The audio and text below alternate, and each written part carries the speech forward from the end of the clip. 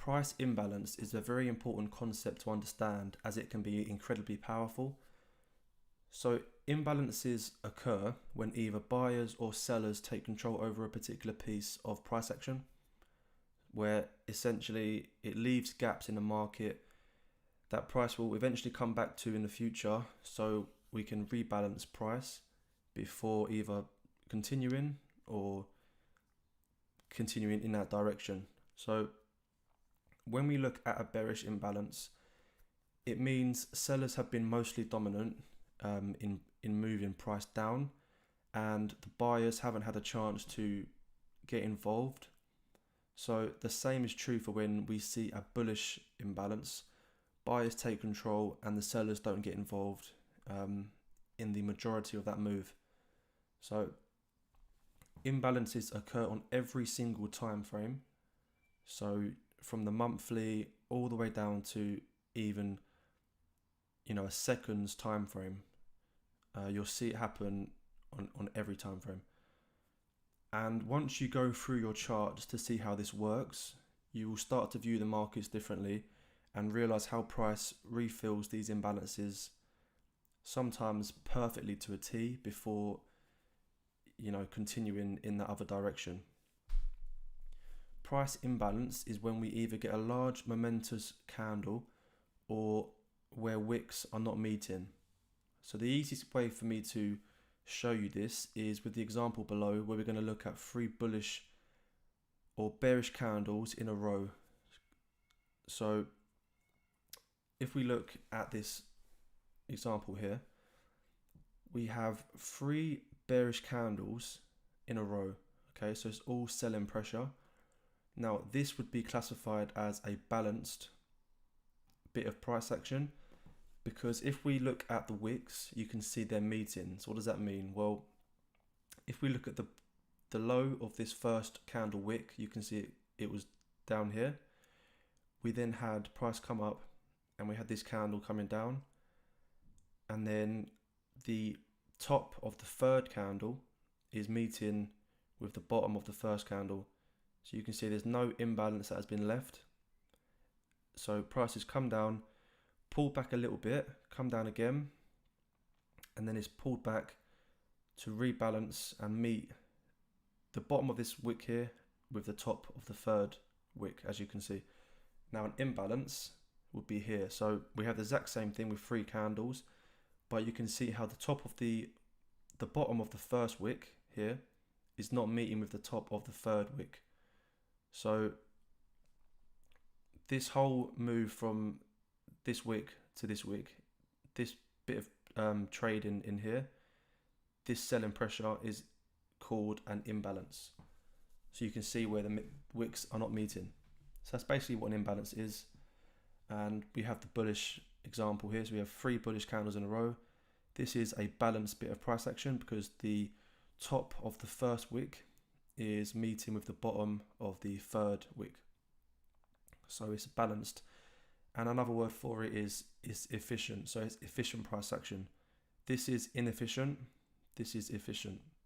Now an imbalance, you can see the same thing. We have a gap from the top of the first wick to the bottom of the third wick. So this is the imbalance in here. Now what I'm going to do is go through Euro USD. Let's go on to that now. And I'm just going to go through a month's worth of data on the hourly time frame, and you can see some examples. So I've drawn out some imbalances and some order blocks. So let's go through it. So zooming right into this bit of price action, you can see we have the 3 candles coming down. Okay, so 1, 2, and 3, a bearish push.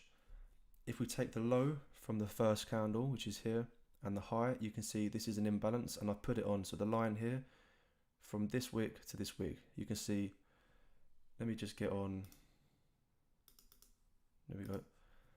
So from here to here, this is an imbalance. Okay, so price is likely to refill that before continuing. But if we also see this push down broke structure, and we have an order block, which would be the last up move refined down to this candle, price tapped in before then continuing. as you can see. We tap in, we rebalance that bit of inefficiency, sorry, and then we continue after tapping into the order block. So this bit of price action here, you can see we low, high, low, high. We're sort of pulling back each time we're making lows. So we can classify this as, efficient price action, because all the wicks are sort of meeting with these pushes down, which would be more seen on a lower time frame. These efficient price action sort of moves. But continuing on, the next bit is here. So we have a breaking structure. We have 3 bearish candles. So if we look at the low of this candle and the high of the third, this would be the imbalance. So you can see we also have an order block, which would be here, because the momentum came in here. So price comes all the way down here, and then we eventually come back up, pull back, we come up again, and we rebalance. So you can see this wick here rebalances that inefficiency perfectly. Now we do fall just short of the order block, but we could refine it down on a 15-minute time frame and get involved in that trade. And yeah, so if we look here, we have a low, lower high. Price then impulsively breaks structure here, and we get 3 bullish candles in a row. But if we look at this candle, so 1, 2, and 3, we take the high of this candle and the low, we can see we have imbalance. Price then pushes up, pulls back, it just taps into that imbalance, but it leaves quite a lot left to refill. We then break structure, we tap into this imbalance before rejecting. We form some liquidity around this area, but then we do eventually tap into it, and you can see the bottom of the imbalance is here. We have an order block. Price come down to tap into the order block to rebalance that inefficiency perfectly before continuing. So this would be a very nice trade that we can get involved with. But if we just move on, after tapping in, we break structure, and you can see from here, so we have 1, 2, 3 again, 3 candles, the high and the low, you can see we're meeting. So this is what we call efficient price action. So as prices come down, now this wick on a lower time frame would obviously be bearish candles. We can classify this as efficient, so price can come up from here. We can move up to new highs as we did. So the next bit is here, the high of this candle to the low, only a little bit of imbalance, but you can see price wick down before continuing to the upside. Next bit is here, so the high and the low, this would be the imbalance. Price comes down with this wick, excuse the drawings, but then ultimately we continue up before pushing down. Now with imbalances, it won't always refill price completely to like 100%. What I've seen from my testing is if we get an imbalance and it comes down to refill it by at least 50%, then that can be enough for price to then continue in that direction that we're looking at. So it won't always refill price all the way. Now another thing is it won't always, if we get say an impulsive move up like this, so this is a good example. So we have this impulsive move up, but you can see price never come back down to rebalance it. Now this just means that it can be used for a later date. They won't always refill straight away, so that's just something to keep in mind. But if we just continue, you can see we push down, we have 3 candles here, a low momentum candle, but we do have an imbalance. Price comes up to mitigate, as I was saying, to at least 50%, then continued, but then we do see some bullish pressure, breaking structure. And this is the imbalance that I was talking about, that we have a lot of buying pressure here. Price never comes back down to test it, we just continue up. But if we continue, we can see we push up. We have one candle here, which would be a bit of imbalance on a lower time frame. But then this sort of move up, we have imbalance. Price comes down to mitigate most of it. But ultimately, most of this move is efficient.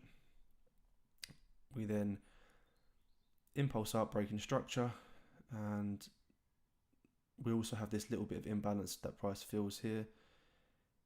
We have efficient price action with these wicks, but we do have an order block. So price come down, eventually tapping into that order block. So the last down candle, which is here, we tap in before continuing. And then we have the exact same thing with price here. So we break structure, last down candle refined to this candle here. We push in, respect the order block, and then break structure. Now this move is efficient and it is a bit of low momentum, but it is still, an order block. And you can see we are on this pair, we are clearly bullish. So we're not coming below the higher lows, and we're respecting these order blocks that are forming. So again, we break structure to the upside. We have the high of this candle to the low, which is an imbalance. Price comes back down to rebalance. We tap into the order block, and you can see we tap in 3 or 4 times. We push off, and then we come back down to mitigate to the 50%, or just around 75% of the order block before continuing. The next imbalance would be from this wick to this wick. So this whole move is just nothing but buy-in, which, we had this push down, which was mitigating this move. So this was just probably a news candle. But yeah, moving on. This is all efficient. You can see how the wicks are, matching, they're meeting with each sort of move.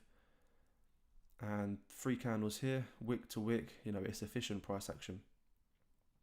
So moving on, we have here, so if 1, 2, 3, this imbalance, price comes down perfectly, which would be seen, more on a lower time frame. But we come to balance price, we push up, push back down. And then we have an imbalance here, price comes up, but then ultimately just breaks right through it impulsively. So let's keep an eye on this bit of price for a future movement. So we have an imbalance, and we have a clear imbalance here as well, which you can see price comes down. Okay, so moving on, we break structure. The high and low, price comes down to mitigate, pushes back up, and then we do see price move to the downside. But as we broke structure here, we could take the last up move, refine it down to this candle. Price tapped into an order block. And if you want to say we had an imbalance, we could argue from this low to this high, a little imbalance. Only little, but we still come up to refill that. We have an imbalance here, so a lot of buying pressure here, comes down, pushes off, and then we fill it all here, and we do reject off of this order block. We wick below, and this wick was ultimately just trying its best to refill this large move here. And as you can see, we do feel around 50% of it. As I was saying, 50% is a good sort of level where it likes to rebalance before continuing. But if we continue, we can see the next imbalance would be here, from this low to this high. Price doesn't quite come down to refill it all. We do break structure. We have these little imbalances here. We tap into the order block, we reject it. We tap in again, reject it. And then imbalance here. I'm sure you can get the concept of how powerful this is just from looking at this 1 month of data. So next imbalance is here. We come down, an order block is formed, we respect it, we tap in, we break off, tap in again, we leave this imbalance from this high to this low, Price comes down, and again, probably due to some news, we wick below the imbalance, tapping into an order block, and then we see some heavy momentum to the upside. And price comes back down. We have a bit of imbalance that was left with these 3 candles, and we have a bit of imbalance here. Price wicked it, and we had an order block that was formed because we broke structure, more seen on a lower time frame. And then we have a lot of sellers coming into the market, so the low of this candle to the high, it's all imbalance, as I'm sure you can see by now. Price comes back up, we fall just short of the order block, but again, it can be refined down on a 15-minute time frame where we can get involved in this trade. And I believe this was a trade that I did take. Now with imbalances, what we can do is just use them as extra confluence when looking at a trade. I don't never recommend you trade solely off imbalances, because it's simply not enough to have as a confluence to trade in. So it's better to use it. So if we're looking at this as, you know, our hourly time frame, we're looking at this as a push down, a pullback, and a new low. So this would be our lower high where we can look to get short from. Now what we can do is use the imbalance from here to here as just more of a confluence.